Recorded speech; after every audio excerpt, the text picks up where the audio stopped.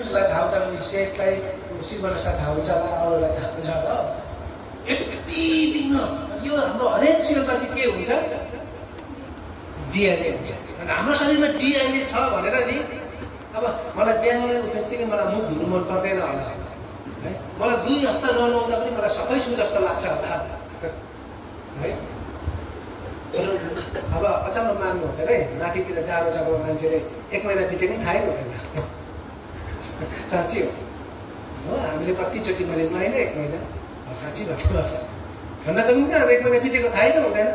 1 महिना बितिसकेको हुन्छ, अरे हिजो नुहाएको जस्तै लाग्छ, बाथरुममा कहाँ पाल्ने हाम्रो चिसो त हुन्छ थाहै हुँदैन। लुगा फेरे गयो अन्त यता अलिअलि सफा गरेँ त्यति भइहाल्छ। 2 महिना बितेको पनि थाहा हुँदैन कोही बेला, त्यत्रो त बस्दैन है, त्यस्तो हुन्छ। अन्त को मान्छेले चाहिँ फेरि त्यस्तै जग्गामा पनि ठन्डा जग्गा धेरै रहनुपर्छ होला, किन भन्नुहोस् त, उसको डिएनएले भन्दैछ त छिटो नुहा भन्दैछ।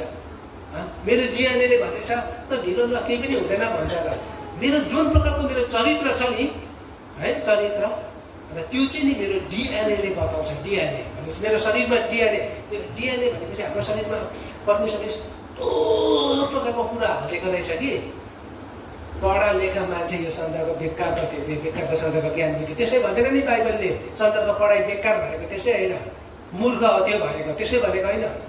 हामीले बाइबल जान्यौँ भने त्यो चाहिँ ज्ञानी हो, बुद्धिमानी हो।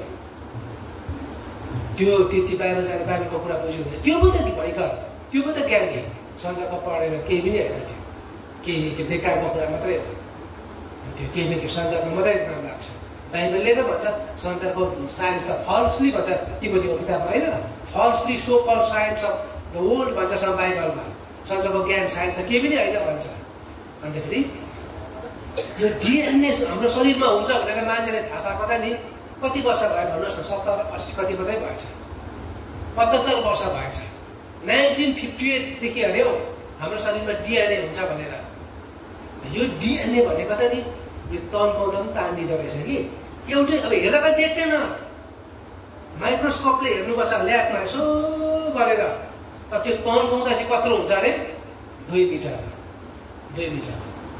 37 ट्रिलियन हाम्रोमा सेल छ भनेपछि सोच्नुहोस् त। अन्त त्यो त अन्त फेरि त्यो तन्काउँदै 37 ट्रिलियन त्यो सेल त्यो भएको डिएनए त नि तन्काउँदै गयो भने नि घाममा पुग्छ अरे, घाममा फेरि घामदेखि फेरि यहाँ आउँछ अरे।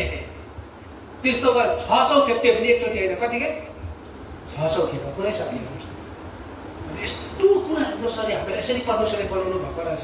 अन्त मान्छेले अहिले पशु र हामी एउटै हो भन्छ, हुन्छ बाँदर र हामी एउटै हो भन्छ, हुन्छ। यो उनीहरूको हाम्रो डिएनए हामीलाई कुन नेचरले बनाउनु भएको छ, कुन प्रकारले त्यो कुरा अर्कै ह्युमेन सक्दो रहेछ। बेसरी प्रभुको प्रशंसा गर्नुपर्दो रहेछ। अन्त यस्तो कुराहरू बाइबलमा पाउँछौँ। त अहिलेको पुस्ताले चाहिँ है, अन्त तपाईँले अहिलेको पुस्ताले चाहिँ तपाईँले प्रभुलाई पाउनु भएको छ भने म बाइबल पढ्छु, म प्रभुलाई धन्यवाद दिन्छु, म बेसरी धन्यवाद दिन्छु।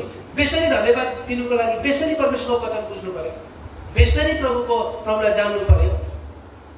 यति परमेश्वरलाई चिनेको छ भने यति पनि धन्यवाद दिन्छ नि, धन्यवादै हुँदैन नि, हेर्नुहोस् त।